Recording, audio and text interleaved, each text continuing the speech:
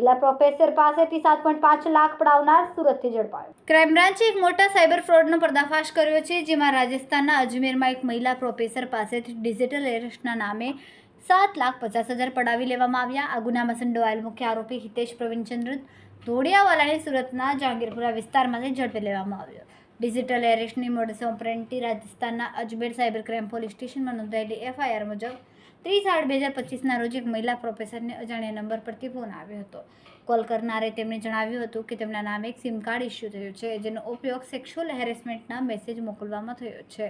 ત્યારબાદ online video call કરીને પોતાની ઓળખ સીબીઆઈ ઓફિસર દયા નાયક તરીકે આપી હતી।